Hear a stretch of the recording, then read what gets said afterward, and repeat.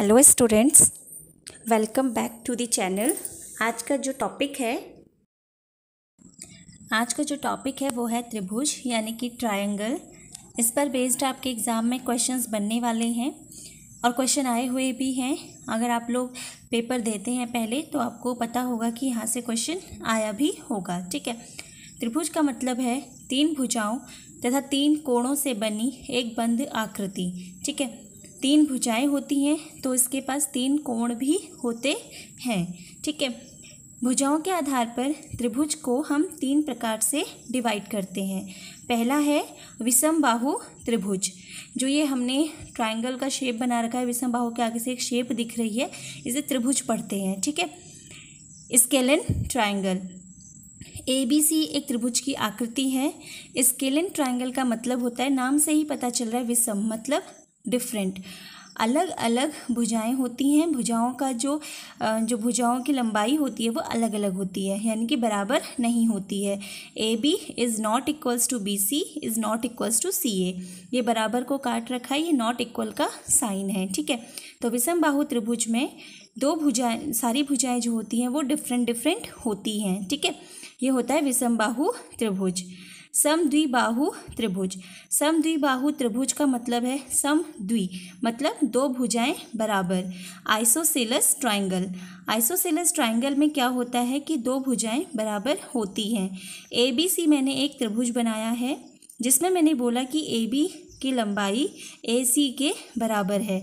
एक बात और ध्यान रखनी है, अगर AB और AC बराबर हैं तो ये तीसरी भुजा पर जो कोण बनाते हैं, जिसे हम कोण B और कोण C बोल सकते हैं। ठीक है, कोण का ये साइन होता है जो आपको दिख रहा है, यहाँ पे मैंने ब्रैकेट में लिखा भी है। कोण का जो साइन है बराबर में उसका साइन बना रखा है। ठीक है, तो कोण B बराबर होगा कोण C के, अगर AB बराबर है AC के। ठीक है, समद्विबाहु त्रिभुज, दो भुजाएं बराबर तो दो कोण भी बराबर होंगे। ठीक है, अगला आता है आपके पास समबाहु त्रिभुज।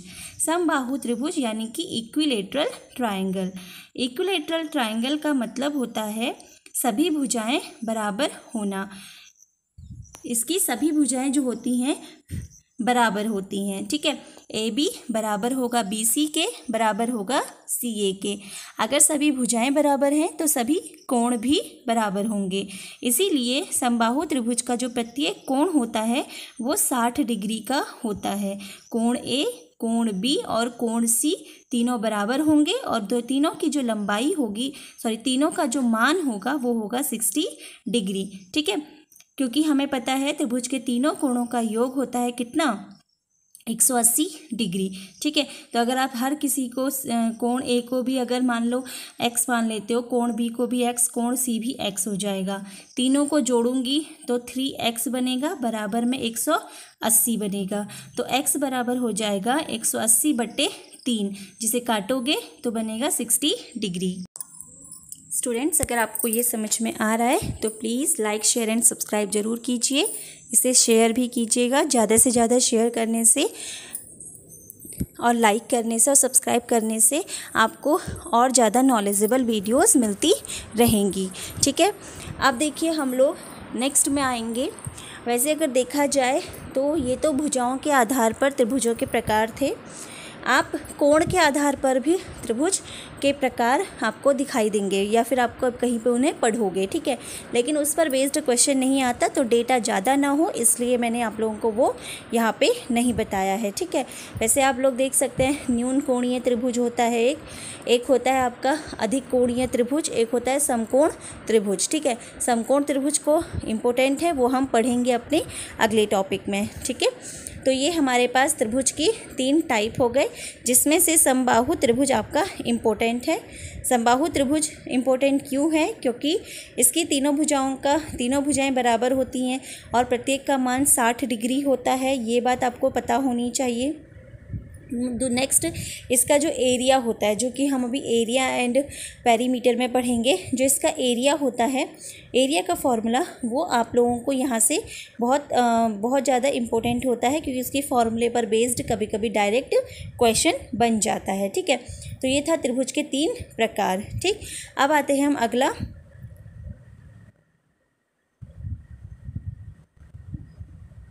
इसे नोट कर लीजिए आप लोग। नेक्स्ट हमारे पास आता है त्रिभुज होने की कंडीशंस क्या हैं।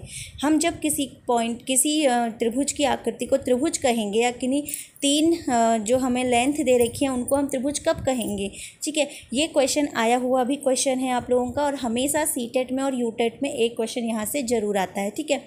तो कंडीशंस क्या हैं, इसकी दो कंडीशन होती हैं। पहली कंडीशन होती है कि किन्हीं भी दो भुजाओं का योग तीसरी भुजा से बड़ा होना चाहिए, ठीक है। हमेशा बड़ा होगा, ये बात आपको ध्यान रखनी है। किन्हीं भी दो भुजाओं का योग तीसरी से हमेशा बड़ा होगा, ठीक है। जैसे मैंने माना एक पेयर का हमने एक ट्रिपलेट माना है 3, 4, 5। ये हमारे पास अभी मुझे नहीं पता ये त्रिभुज की भुजाएं हैं या नहीं है, इनसे त्रिभुज बनेगा या फिर नहीं बनेगा, ठीक है। पहले मैं चेक कर लेती हूँ। तो देखो किन्हीं भी दो भुजाओं का योग बोला है, 3 + 4 करोगे बनेगा 7, बड़ा है 5 से, 7 इज़ ग्रेटर देन 5। 4 में 5 को ऐड किया बना 9 इज़ ग्रेटर देन 3 है, और 5 में 3 को ऐड किया तो 8 इज़ ग्रेटर देन 4 है। ये कंडीशन फुलफ़िल हो रही है, तो इसका मतलब क्या है कि 3, 4, 5 अगर मैं इनसे एक त्रिभुज बनाऊंगी तो त्रिभुज बनेगा, ठीक है। यहाँ पर बराबर की कंडीशन भी नहीं होती है। जैसे मैंने 3, 4, 5 लिखा है, अगर इसकी जगह पे 3, 4 क्या होता 7 होता, तो उस समय पे ये त्रिभुज नहीं बनाता। क्यों? क्योंकि 3 में 4 को जोड़ूंगी तो बनेगा 7, और 7 बराबर होगा तीसरी भुजा के, जो कि पॉसिबल नहीं है, ठीक है। दूसरी कंडीशन होती है किन्हीं दो भुजाओं का अंतर तीसरी भुजा से हमेशा कम होगा, ठीक है। जैसे मैंने फिर वही ले लिया 3, 4, 5, ठीक है। 4 में से 3 को माइनस किया तो आया 1, जो कि छोटा है 5 से। 5 में से 4 को माइनस किया, फिर से 1 आया जो कि छोटा है 3 से, और 5 में से 3 को माइनस किया तो 2 आया जो कि छोटा है 4 से। जिन दोनों को माइनस कर रहे हो उसकी तुलना आप जो बची हुई भुजा होगी उसके साथ करोगे, ठीक है। जैसे 5 में से 3 को माइनस किया तो 5 और 3 तो आ गए, तो भुजा बची कौन सी 4, तो 4 से छोटा है, ये हमने देखा।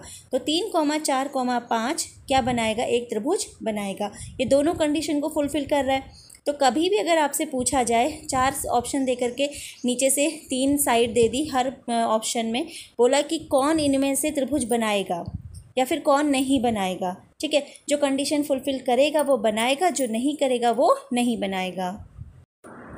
अब देखिए हम आते हैं त्रिभुज के केंद्र में, ठीक है। अब त्रिभुज के पास कितने सेंटर होते हैं ये हमें पता करना है, ठीक है। तो सबसे पहले डेफिनेशन में जो आता है वो आता है केंद्रक, यानी कि सेंट्रॉइड, ठीक है।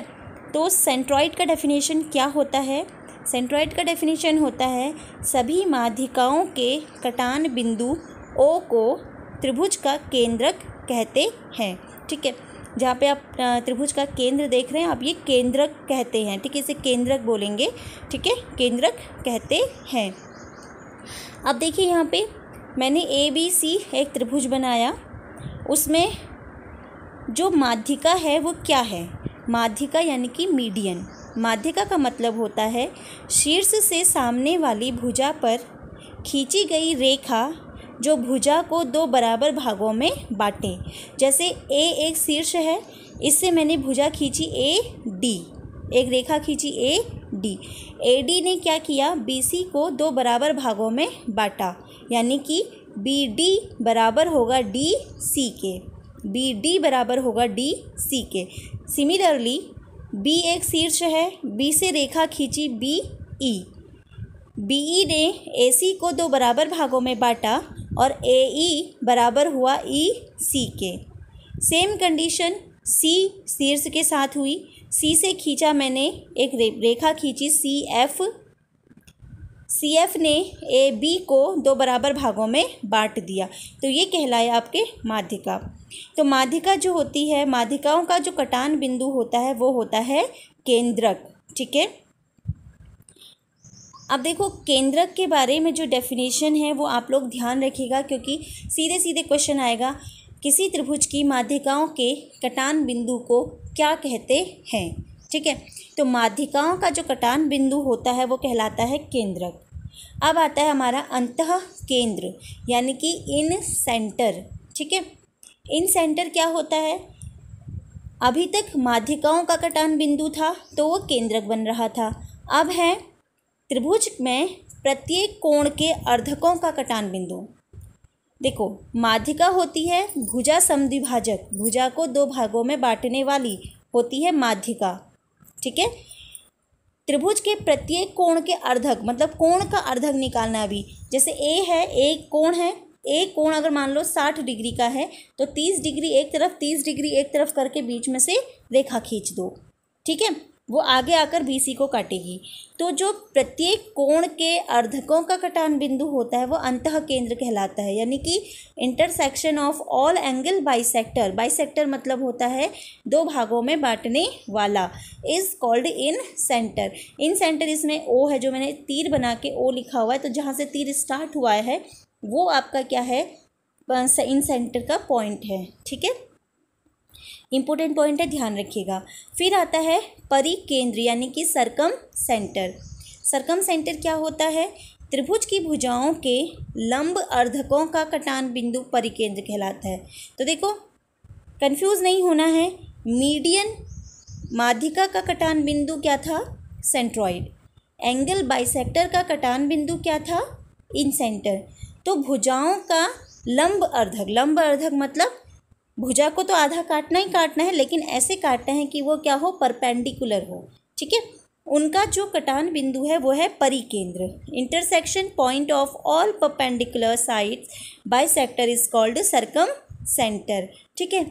सरकम सेंटर, यहाँ पे देखो मैंने AC को काट दिया है, मैंने जो ट्रायंगल का साइन बनाया है, ऐसा साइन हमेशा 90 डिग्री को शो करता है, परपेंडिकुलर को शो करता है, ठीक है। तो ये जो O बना, इन्होंने जब अंदर आके पॉइंट को काटा, एक पॉइंट पे काटा, तो ये जो बन गया परिकेंद्र। ये क्वेश्चन आपके एग्जाम में आया था, किसी त्रिभुज के भुजाओं के लंब अर्धकों का कटान बिंदु क्या कहलाता है। ये क्वेश्चन आपके एग्ज़ाम में पूछा गया था, यूटेट के पेपर में पूछा गया है, जो अभी 2021 में पेपर हुआ है, ठीक है। तो उसे बोला जाता है परिकेंद्र, ठीक। ये आपके 3 सेंटर मैंने बता दिया आपको, केंद्रक, अंतः केंद्र और परिकेंद्र। एक सेंटर और होता है ऑर्थो सेंटर, लेकिन ऑर्थो सेंटर मैंने डेफिनेशन यहाँ पे नहीं लिखाई है, मैं आपको समझा रही हूँ, उसे समझिएगा। ऑर्थो सेंटर का मतलब होता है, ऑर्थो का मतलब होता है लंब, परपेंडिकुलर, ठीक है। तो हमें ध्यान रखना है, सभी शीर्ष से जो लंब खींचे जाते हैं, शीर्ष से लंब खींचे जाते हैं, ठीक है। अब ये मैंने यहाँ पे ये नहीं बोला कि उन्होंने बाइसेक्ट करना है, सिर्फ लंब खींचे जा रहे हैं, ठीक है, सिर्फ परपेंडिकुलर खींचने हैं। तो उन परपेंडिकुलरों का, जो परपेंडिकुलर्स हैं, उनका जो कटान बिंदु होगा वो ऑर्थो सेंटर कहलाएगा, ठीक है। यानी कि सभी लंब, ठीक है, सभी लंबों का कटान बिंदु क्या कहलाता है, ऑर्थो सेंटर कहलाता है, ठीक है। वो ऑर्थो सेंटर होगा, यहाँ पे आपको ध्यान रखना है। ऑर्थो सेंटर मतलब लंब केंद्र भी उसे बोल सकते हैं, ठीक है। बट इम्पोर्टेंट 3 हैं, केंद्रक, अंतः केंद्र और परिकेंद्र। लेकिन अगर ऑर्थो सेंटर भी एग्जाम में आ जाए तो आप ये नहीं कहोगे कि आपको नहीं बताया गया था। ऑर्थो सेंटर सभी लंबों का कटान बिंदु, ठीक है। तो ये आपके सेंटर्स हो गए, ठीक। अब हम आ रहे हैं अपने कुछ क्वेश्चंस पे, जो हमारे 2021 में रिसेंटली पूछे गए क्वेश्चन है, उन्हीं को मैं आपको बता रही हूँ, ठीक है। अभी देखिए, क्वेश्चन था, किसी त्रिभुज की भुजाओं के लंब समद्विभाजक जिस बिंदु पर मिलते हैं, लंब समद्विभाजक जिस बिंदु पर मिलते हैं वो त्रिभुज का क्या कहलाता है। ऑप्शन है अंतः केंद्र, लंब केंद्र, मध्य बिंदु, परिकेंद्र। तो देखो, अभी भी मैंने आपको डेफिनेशन करवाई है पीछे, तो वो बनेगा क्या, परिकेंद्र, ठीक है। अंतः केंद्र तो होता है क्या, एंगल बाइसेक्टर, कोण समद्विभाजक। लंब केंद्र होता है परपेंडिकुलर का जो कटान बिंदु होता है, इंटरसेक्शन ऑफ परपेंडिकुलर्स होता है। मध्य बिंदु नहीं है ये, ठीक है।